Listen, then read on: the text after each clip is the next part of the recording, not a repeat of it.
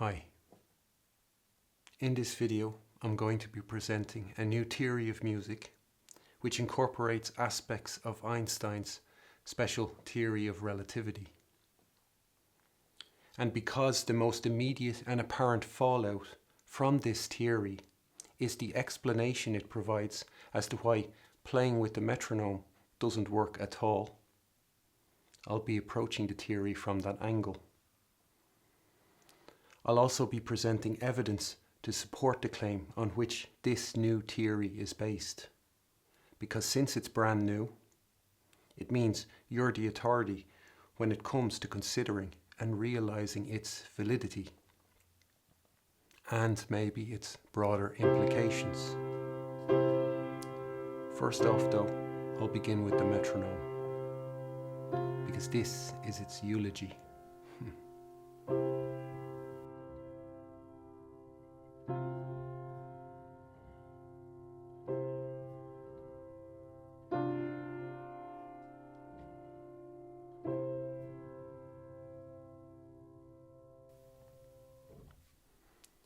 Playing the piano to the ticking of a metronome is a way of practicing that is widely recommended and frequently done.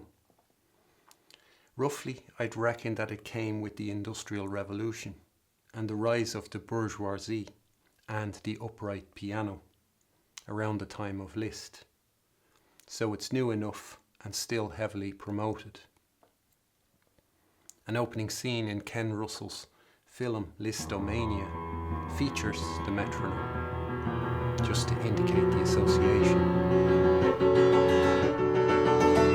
And even though one would find teachers and professors who'd express timid reservations regarding the extent of its use, I don't think you'll find many who'd condemn it altogether, outright. Or bury it, like I'm doing here. The general idea is that the regularity of the metronome's ticking and the ability to be able to adjust the speed of those ticks helps people with their rhythm and tempo, and in doing so will also help combat problems that are understood to spring, at least in part, from inconsistencies in rhythm or in tempo, like the build-up of tension and a stiffening or seizing of the muscles, like unevenness in passage work, general slackness in the execution, or when one unintentionally starts speeding up, or when, in slow-moving pieces, the tempo can fall in danger of dragging. The involuntary speeding up can happen during passages in a piece that have high technical demands, or in overall fast pieces, where the fingers are in danger of running away with themselves because of writing that ends up, in places, sitting all too well under the fingers, as can be with Beethoven, Mozart, Bach and Chopin, only to run into places that don't sit so well, which can be the cause of many a train wreck. One can speed up because of nerves, or because of fatigue or over-familiarity, where, in the process of learning, in the pursuit of strength, polish, security, and then the favour of good fortune, of a Hail Mary pass on the day, one is repeating terrifying sections ad nauseum.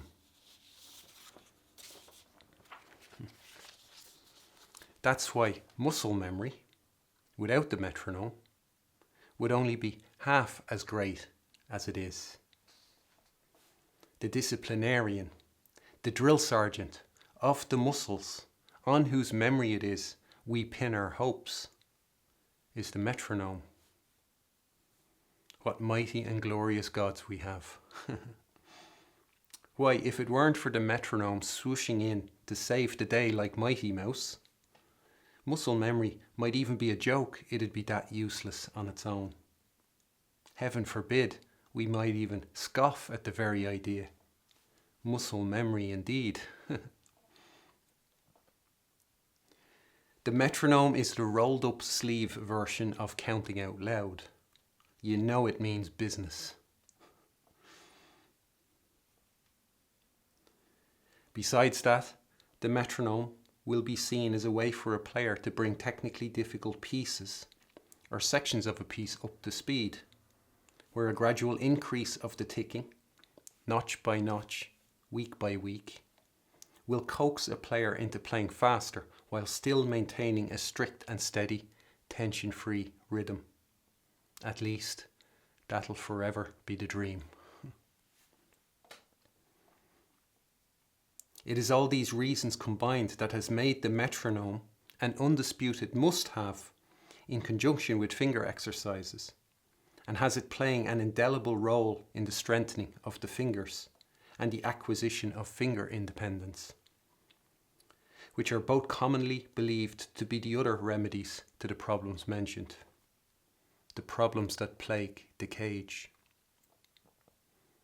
In the piano world, people go around believing things, because for any of those things are never reasons why. Your teachers and professors believe things. Your champions and experts believe things. And they have you believing those same things. Unless, of course, it's the right answer. Then they don't seem to believe it at all. But I can imagine that's because the right answer shows them up. It cancels them out. Of course, they'll be against that. It stands to reason. Their allegiance is to the cage because the cage is their existence. To protect the cage is to protect their own existence because the cage throws them a pittance, which is more than it throws to the rest of us for all the slog it has us doing. With finger strength and finger independence comes even a speed, endurance and volume control. How does one gain strength and independence? With finger exercises and the metronome. That'll be the belief. I just want to say here that what I have is complete finger interdependence. None of my fingers act alone. They are all 100% dependent on the other fingers at all times. Just want to say that for the record. And I don't use finger strength. It is understood by certain experts that speed and technical wizardry was non-existent before the invention of the metronome. Plus, many of those experts will consider metronome markings to be the most accurate way of indicating the speed of a piece as intended by the composer. Then again, they'll be splitting up into different factions and squabbling with each other. Because, funnily enough, the metronome markings never seem to work all that well for anyone. But when has that ever been an issue among the highly gifted brainiacs of the classical music world? You know, you can read their biographies. For weaker students, the metronome will be considered a necessity, whereas for students with a natural technical facility, it will be seen as something that could only enhance or hone that raw, God-given talent. So, regardless of where you fit in the equation, at some stage or other, in the land of Lilliput, you are going to have metronome work recommended to you or prescribed. Well, this is it. I'm here to say that none of those theories regarding the metronome are true. None of those dreams and hopes are legit. You can put those dreams in a pipe and smoke them, because there is a fundamental flaw that negates them all. That fundamental flaw is based on something I've alluded to in previous videos about music bending time, or about it existing in 3 dimensions, one of which being an otherwise imperceptible dimension. And I say that in all earnestness. It's based on the line music travelling being curved, as opposed to the line the metronome travels, and those following the metronome are forced to travel, being flat. It's based on the length of notes existing in terms of distance rather than in terms of a duration in time. So on them having a distance, and with that a direction. And with direction comes depth. As opposed to them being distanceless, directionless, and depthless, and merely having a duration. And it's based on distance equaling time when speed is a constant. I'll show a graph to illustrate what I'm talking about, and which will act as a visual aid to what else I have to say, to what evidence I bring. Because, like I said, besides me presenting this theory of music, I'll also be substantiating the claim on which the theory is based, which is that music travels a curved line. I have drawn a straight green line, which I've divided up into 4 equal parts to represent a bar of 4/4. So, the 4 sections represent the 4 beats of the bar. If a metronome does what it is conceded to do, then its ticks will have marked those same divisions. There will be the 4 ticks of the bar and the first of the next. And those ticks will divide up the bar evenly. So if we say the bar happened to last 4 seconds, it will have happened that those ticks will have plotted out each of those 4 seconds. We'll have had a tick per second. And when the speed doesn't change, when it's constant, which it is in the bar and which it is with the metronome, distance can equal time. So let's say there's a centimeter that has been travelled between each marker, to keep it simple. Then 1 centimeter in that case will equal 1 second. So one could say 5 seconds later or 5 centimeters later, and one would be talking about the same thing, the same point on the timeline. Seconds and centimeters would be interchangeable. The metronome would mark both a second and a centimeter just by doing what it does, i.e. by ticking at regular intervals.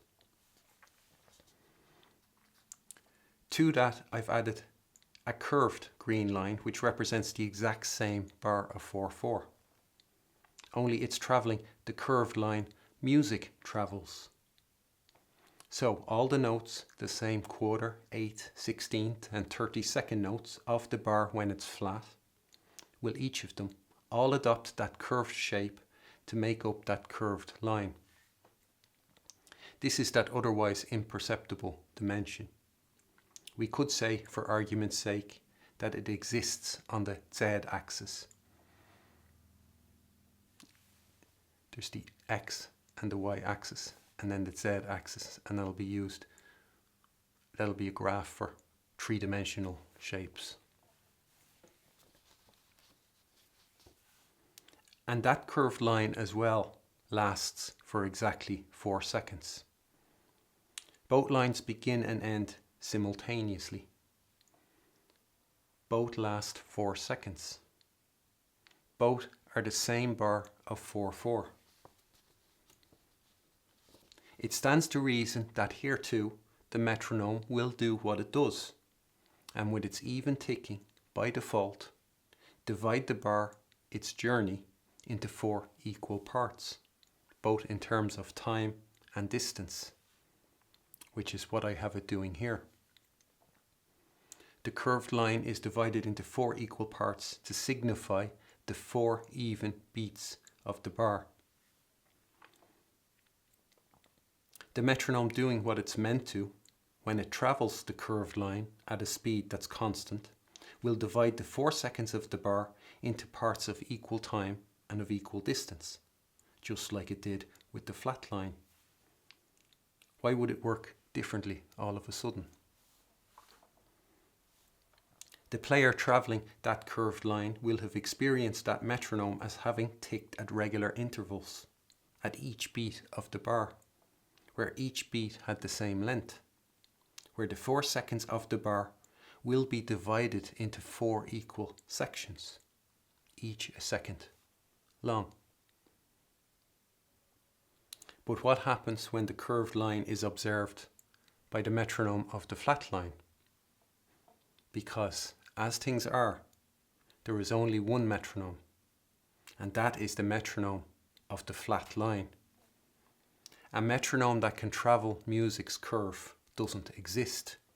It hasn't been invented. So look how the metronome, as it exists, observes the curved line. Look where its ticks land.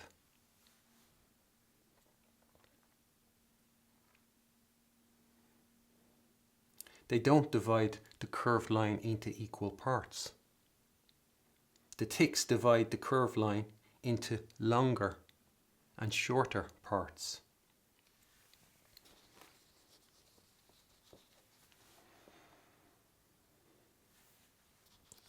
Have you ever had the experience where it seemed like the ticking of the metronome was alternating between short and long ticks?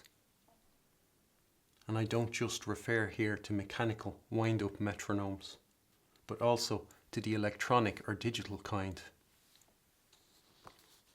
Now, that's just an observation I'm throwing out. I'm not necessarily claiming there a connection. I'm not citing that as proof, just something to wonder when considering the whole theory, as something that would need to be disproved as much as it would need proving, innocent until proven guilty.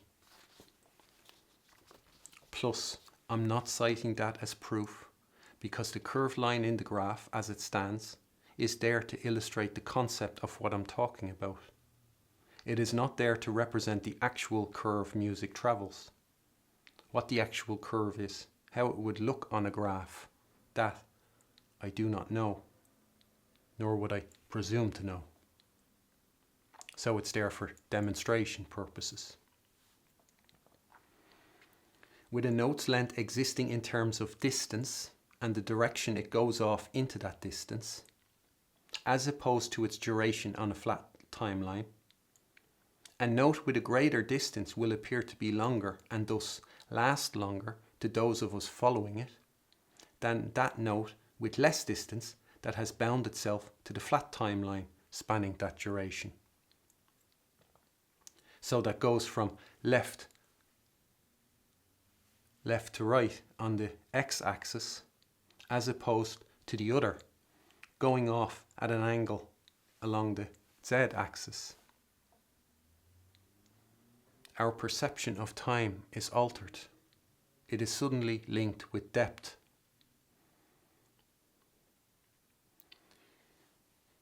Imagine a note disappears into eternity before the next tick of the metronome. How long is that note? How long does it last for those following it?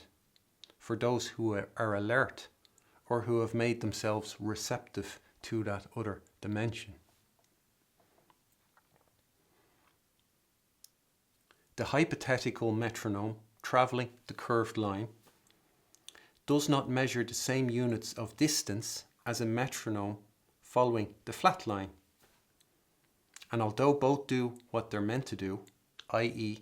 divide up the distance travelled and with that the time travelled into 4 equal parts, they do not divide up their respective journeys at the same points. Each line represents 4 seconds, the same 4 seconds. So each begin and end simultaneously. They are the same bar of 4/4. Imagine the same quarter notes, the same 16th notes, the same 32nd notes, the same 8 notes, all with that curve instead of being flat. On the curved line they all have that curvature, and on the flat line those same notes are all flat. When speed is constant and time equals distance, regulated ticks divide distance into equal parts. And with time equaling distance, where one can determine time in terms of distance, and with distance comes direction, The fundamental flaw is based on an idea that a person playing music is in motion, or the music itself travelling distances is in motion, whereas the metronome, entirely separate to that person and the music, ticking away beside them, is at rest or is stationary, is going nowhere. Which is where Einstein's concept comes into play, that, according to his theory of special relativity, a clock in motion will appear to tick slower than a clock at rest, which is a phenomenon known as time dilation.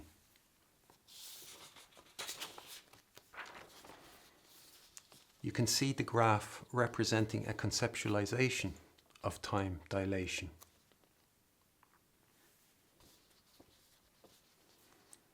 Now, I don't have the means or the know-how to be able to present scientific proof, like a scientific experiment that proves music travels a curved line. The best I can do is offer circumstantial evidence of it, or empirical evidence, like the lopsided or limping metronome. I'm speaking, after all, not as a scientist, but as a musician, as someone who has escaped the cage, and who is speaking to you from the world of music, and as someone who knows how to, and who does, travel music's curve. Therefore, after I provide such evidence, I would ask you to consider me saying music travels a curved line, a hypothesis, where you go, okay, so let's say music travels a curved line.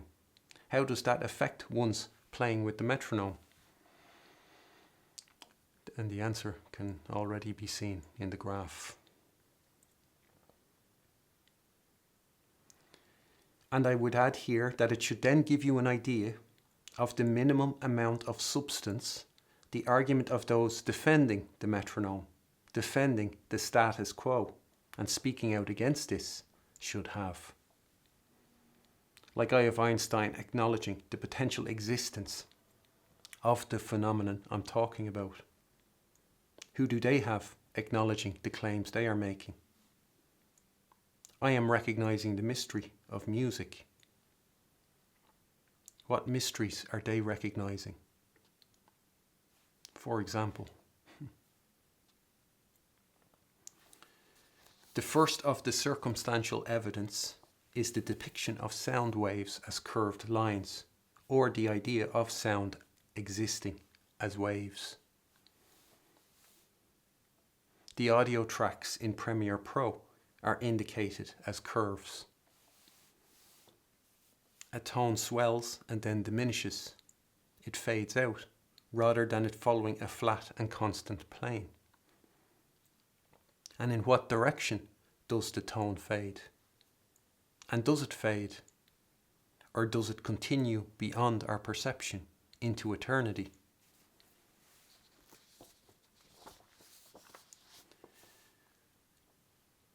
The second is where I see Carl Philipp Emanuel Bach in his Versuch, alluding to this phenomenon when he talks about the roundness, das Runde, the round or curved in the true way of playing the piano. Bach, too, is speaking from the world of music, as someone outside the cage, sharing with us how he perceives the music of that world beyond. Sometimes by contrasting with it the playing of the roll of honor, or aka the playing of the cage. Here's some of paragraph 2 from the introduction. Man hat in ihrem Spielen das Runde, Deutliche und Natürliche vermisst. From the graph, one could see how clarity and naturalness would come from the roundness, and how squashing or cramming or flattening the notes, or the sounds of the bar, that are by nature curved, into the divisions of a flat timeline, would not only undermine that naturalness and clarity, but would also, if one was to stick with the roll of honours logic, cause or instigate all those problems previously mentioned. So the metronome would be causing the ailments it's meant to cure. Imagine putting your feet into shoes that are 2 sizes too small, and how the toes would squash in and on top of each other.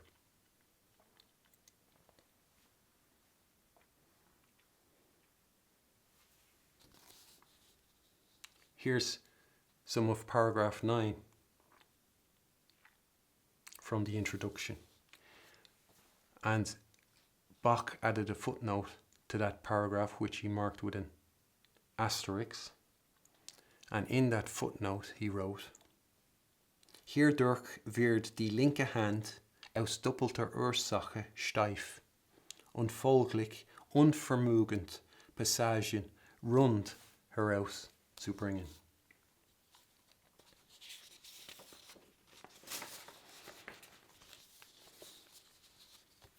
In what line on the graph is that stiff left hand stuck?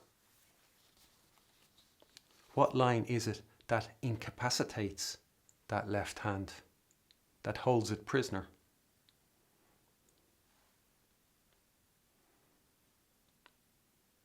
Imagine walking in those shoes that are 2 sizes too small, how the walk is going to look. The passages are to be brought out round or in a curved way, according to Bach. That'll fit to the concept of shaping the line, the voices, of shaping the phrase or the musical idea. What timeline looks like the shape of a phrase? The flat one or the curved one? What would a musician's sense and sensibilities say? What would their intuition tell them? Here's some of paragraph 4 from the chapter on performance. Hieraus entsteht das Runde, Reine und Fließende in der Spielart. Again, the roundness, the curve. Das Runde. Das Runde im Vortrage lässt sich am besten aus geschwinden Stücken erlernen, welche mit schweren und leichten Passagen von einerlei Geschwindigkeit abwechseln.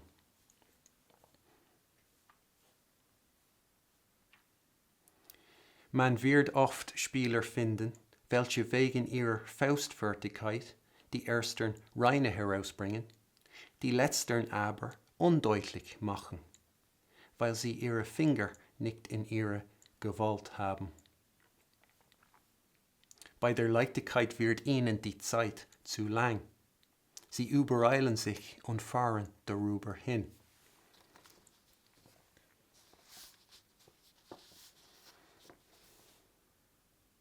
What line on the graph do you think best represents the roundness in the performance, which is a distinguishing feature of piano playing that adheres to the true way, which is a property of music from the world of music, and which is absent in the notes and noise of the cage? If we take the third beat on the graph as an example, we could imagine that being a quarter note that's following 2 whole beats of 16th notes. So a quarter note that's coming after 8 16th notes. Imagine, to go with what Bach just said, that it's easier to acquire or follow the curve with difficult passages than it is with easy passages, and how the player, when he gets to the third beat, having all of a sudden too little to do, or there being too little to carry him, now entirely reliant on his own perception, reverts to the normal flat perception of time with the quarter note. One can see how the proper length of the beat or the note would be too long for him, how time would be too long for him, and how he'd want to come in with the tick of the metronome that observes the beat of the flat timeline.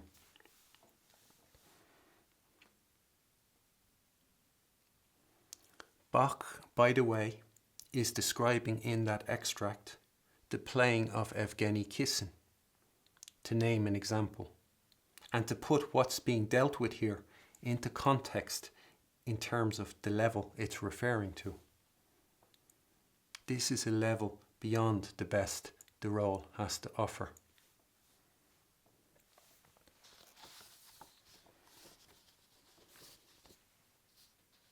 Everything I say can be researched.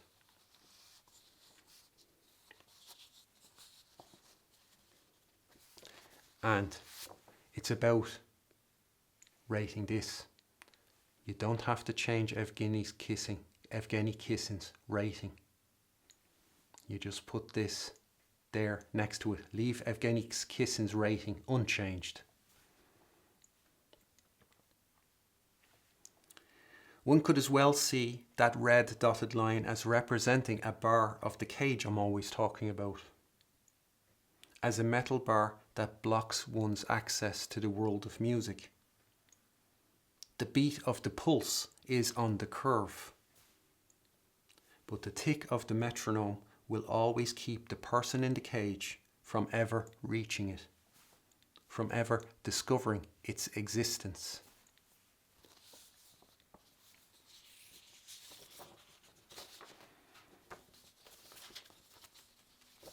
And another question I'll pose is, does it make a difference when one thinks of the quarter note not as being the equivalent of 4/16 notes, but as it being a note that is 4 times slower than the previous notes?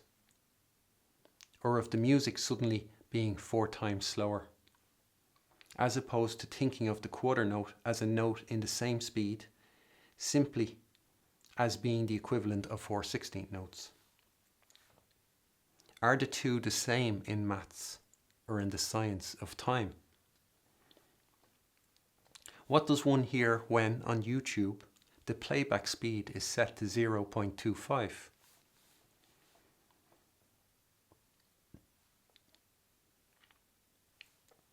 Some of you might know what it feels like to exit a motorway after going a speed of 130 kilometers per hour and having to then go 50. And how incredibly slow that feels. When you come in off a motorway and you have to do 50, it can feel like you could get out and walk beside the car and that you'd walk faster than the car is going. But then if you're in like a residential area, and if you were to go 50, it would feel like you're going way too fast. A section of quarter notes following writing with a 16-note movement. Those quarter notes do not have a value of 4/16 notes. The section is 4 times slower.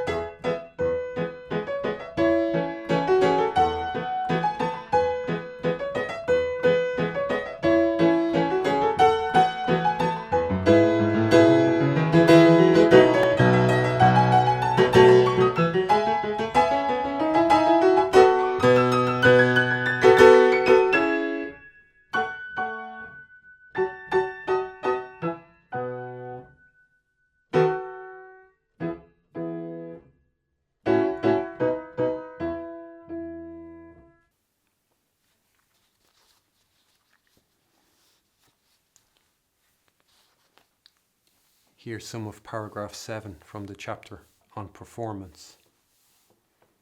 Es müssen aber alle diese Manieren rund und dergestalt vorgetragen werden, dass man glauben sollte, man höre bloße simple Noten.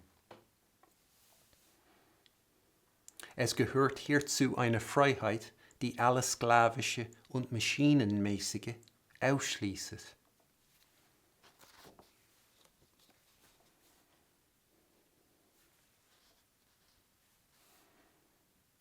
That straight line on the graph is the machine-like, is the subjugation. That straight line needs to be removed from the music-making process and not introduced into it or imposed upon it. Aus der Seele muss man spielen und nicht wie ein abgerichteter Vogel.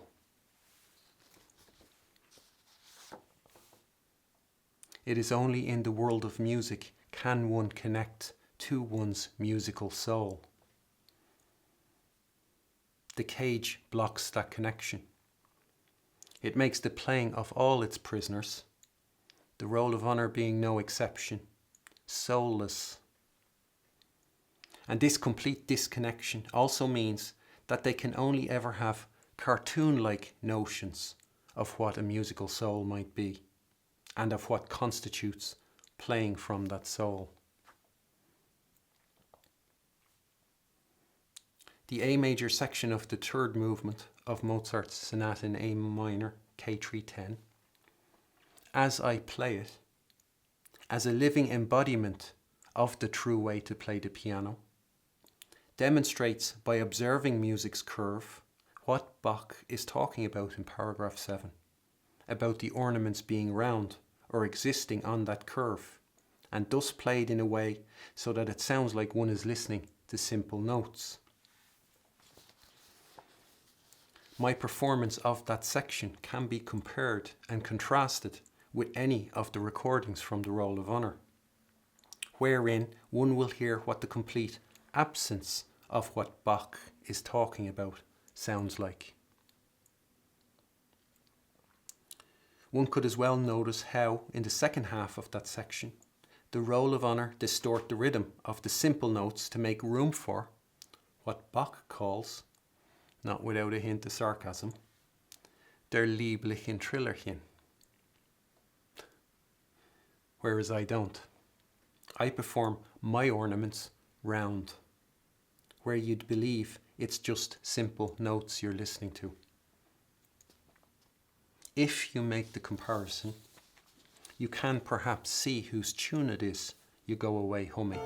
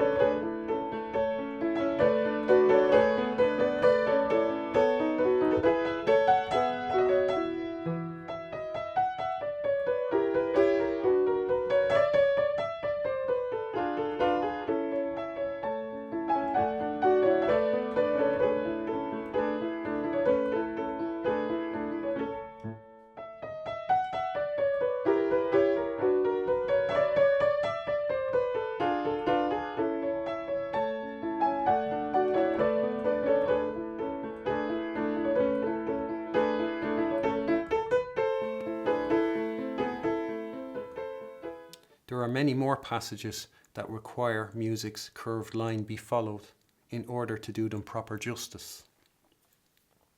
Such passages will always be encountered in the music of those composers who've existed in the world of music. They are passages that pianists up to and including Kissin and Sokolov are unable to play. Again, I would invite anyone to compare and contrast. There's the second movement of the Moonlight Sonata, the phrase in bars 20 to 24. You will not find a single Roll of Honour player who's been able to pull that off who's been properly able to shape the phrase by fitting the notes into the available time without a squeeze, without cramming them in, or them getting clipped, or without them distorting the rhythm. Again, one could look at the third beat on the graph. What if you need the curved distance for those notes?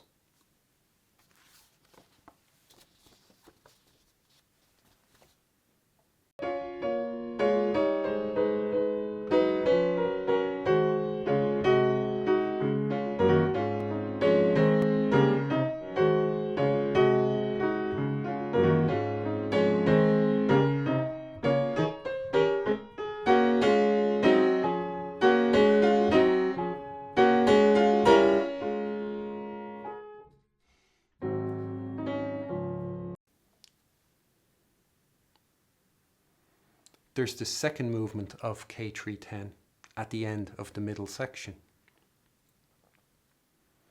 Impossible for the roll of honour for one of the cage's champions like Sokolov. The rhythm just deteriorates and the section ends in shame. And you're going to have to listen to him for the bad version. I can only show the World of Music version.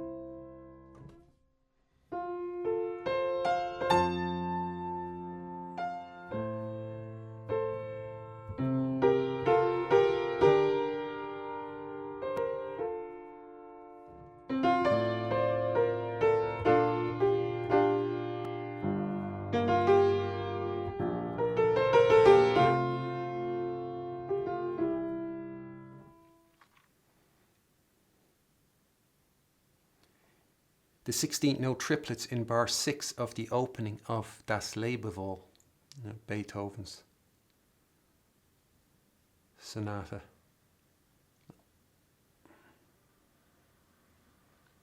They follow the curve.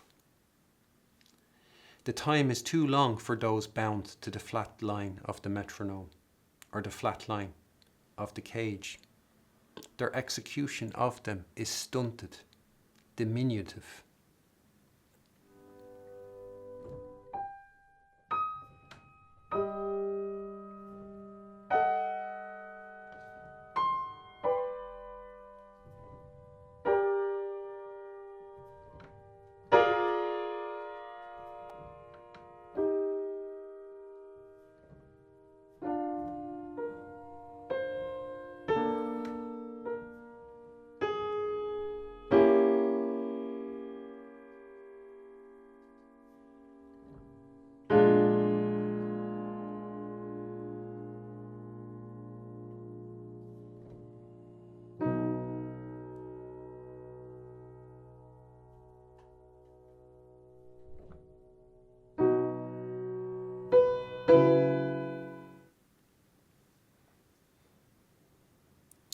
Then everything in the first movement of K457.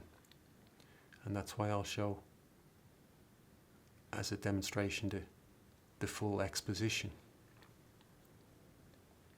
Roll of Honour pianists, like the late Alfred Brendel, who've tried shaping the notes, can't fit them into a flat timeline, but they are unable to follow the curved line of music. When listening to it, one must listen to the length of the note, not just in terms of time, but in terms of distance. With music, you're travelling the distance of the note. Dare I say again, pay attention to the ends of the notes, especially those at the end of a phrase, or the quarter and half notes. One can be in the world of music with one's playing, but one can also be in the world of music by listening to and following music that's been produced in that world, by being alert to it. By the way, the roll of honour's lieblichen Trillerchen can again be heard in that movement if you're listening to their performances. They love making room for their lieblichen Trillerchen.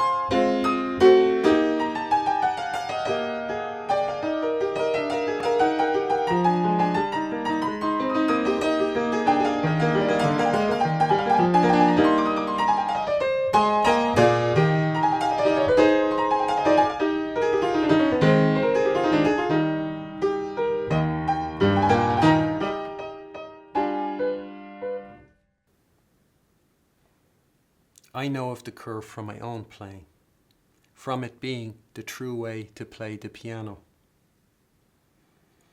All my playing provides empirical evidence. There is a section in the third movement of K457, Mozart wrote in tempo rubato, that captures this phenomenon. I can hear the direction the final C minor chord of that section is going. It's like I can hear the trajectory of the note. And the note doesn't stop so much as it disappears into the distance, or disappears into eternity. The discrepancy between a flat perception of time and time as it relates to distance and direction or depth can thus be felt.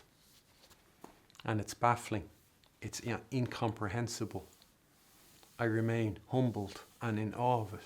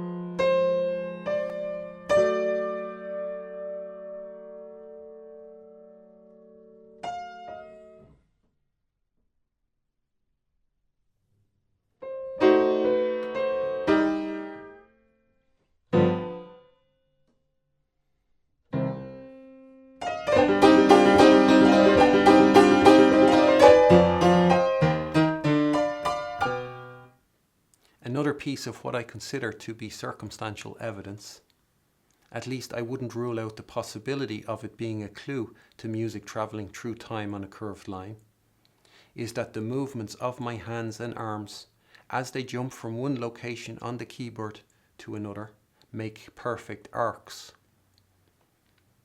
If you trace the lines my arms make with all the leaping they do in Liszt's Robert the Devil, you will trace all kinds of perfect arcs, where the height changes in relation to the length of the leap. The shorter the arc is on the x-axis, the higher is its apex.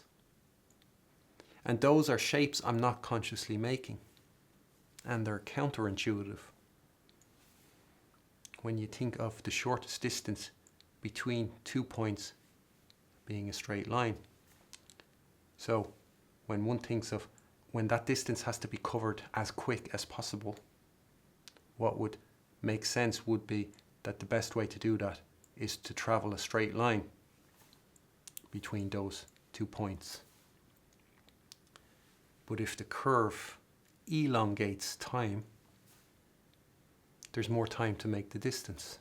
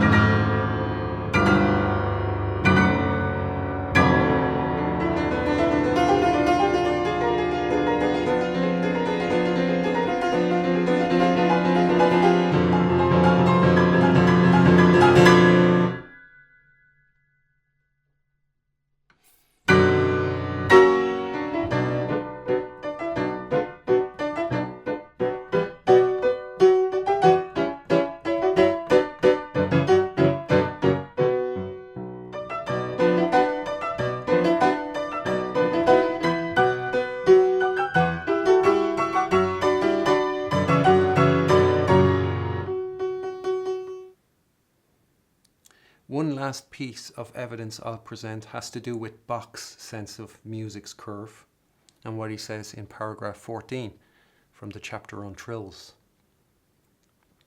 Es rührt dieses von dem Vortrage der punktierten Noten, wovon in dem letzten Hauptstücke gehandelt werden wird, her.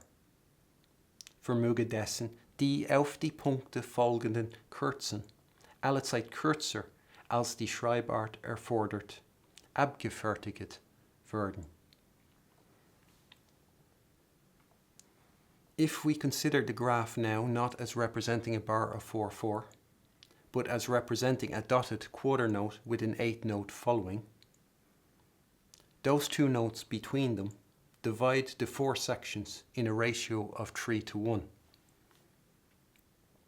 Consider the straight line as representing the notation, the conception of the dotted rhythm on the flat page of the score, and how it's divided up on the curve as representing its existence in the world of music. Project that world of music division onto the flat timeline, and we see that the 8th note following the dot comes after the point the notation stipulates, or what the metronome would beat out. Es werden die auf die Punkte folgenden Kürzen allezeit kürzer als die Schreibart erfordert, abgefertigt.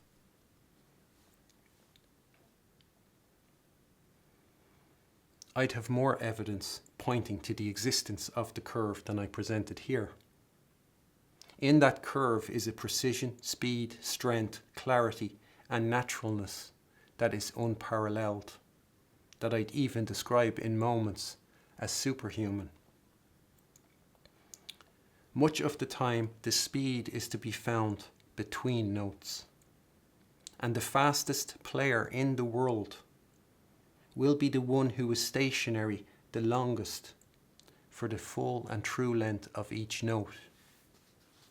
So, the fastest player in the world will also be the most stationary player in the world. His speed will be insect-like. It will escape the notice of those who are not alert while watching. You know, those who don't have their eye on the ball. Slow players, the roll of honour, those in the cage, hide their slowness with ubiquitous corner cutting, and it is only the uninformed they fool. They couldn't, nor would they, fool Bach for a second. Albeit those they do fool are raised in great numbers, because the roll of honour are the blind leading the blind. They're the illiterate leading the illiterate. They're the deaf leading the deaf. Consider the story of Noah.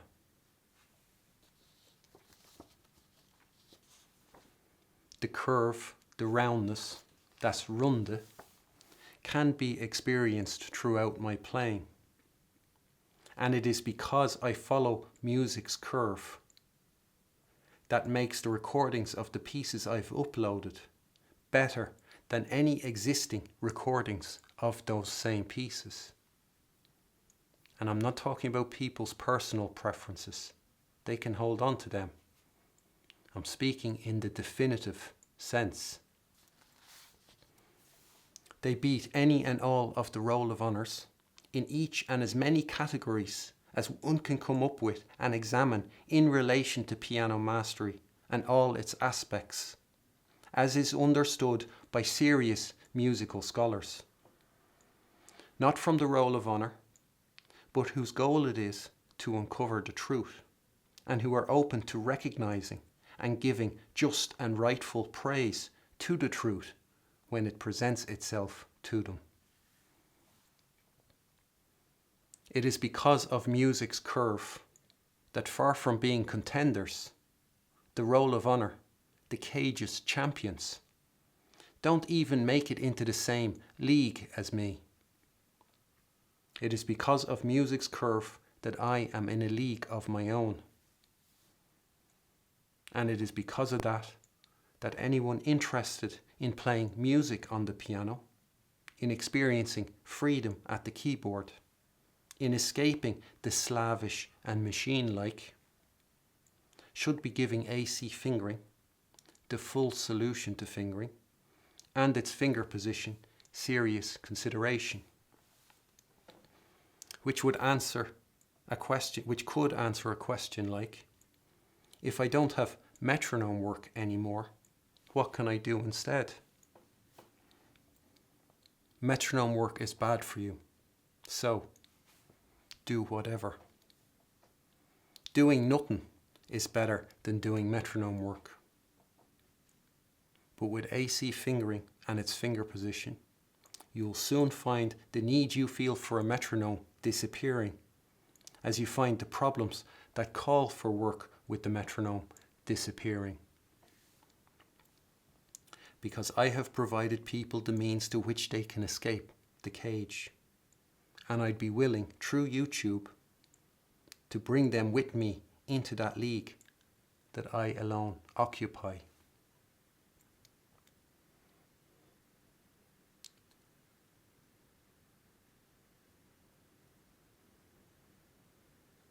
and to bring to them the benefits of that league I occupy.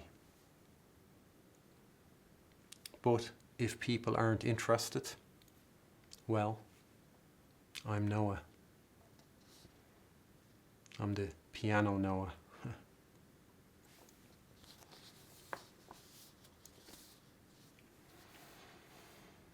This theory exposes the fundamental flaw with the metronome.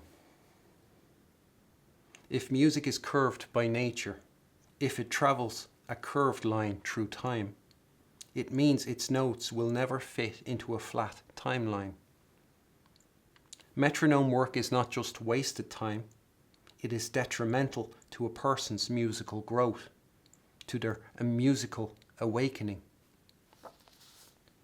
It causes deformation, a deformity that is now so widespread, so long there, that it has become the new normal, the new object of worship.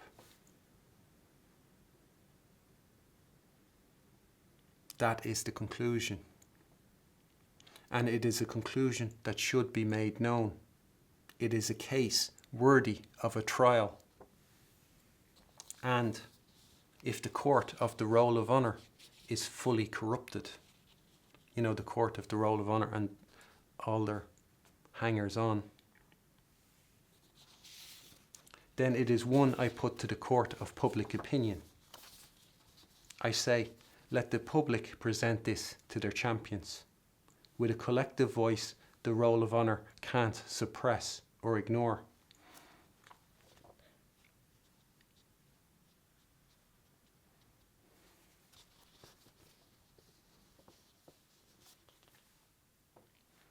If people were to consider the results metronome work delivers accurately, they'd see that the people who rely heavily on the metronome have the weakest rhythmic sense, security and stability, the thinnest sound. They are twigs that snap before they bend. They have the least pleasure and get the least peace from playing. They suffer the most from tension and unevenness, from complexes. They develop such a dependency on the metronome or such similar timekeeping devices that they feel completely helpless and incapable whenever those crutches aren't there. The metronome becomes for them, like alcohol, the relief from the very problems it creates, which is a downward spiral.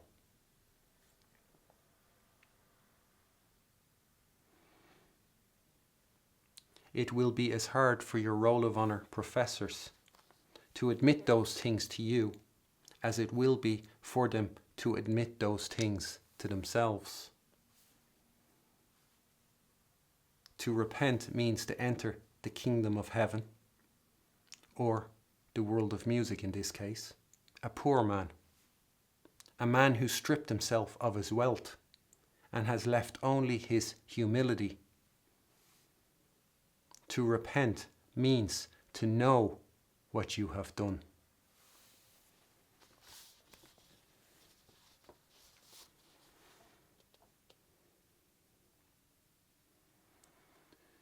An authority can do their job well, or they can do their job badly.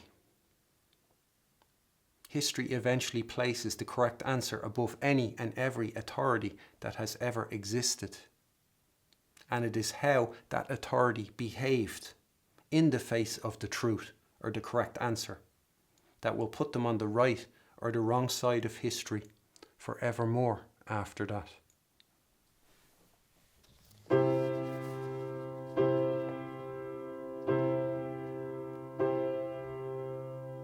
Don't forget to like and subscribe.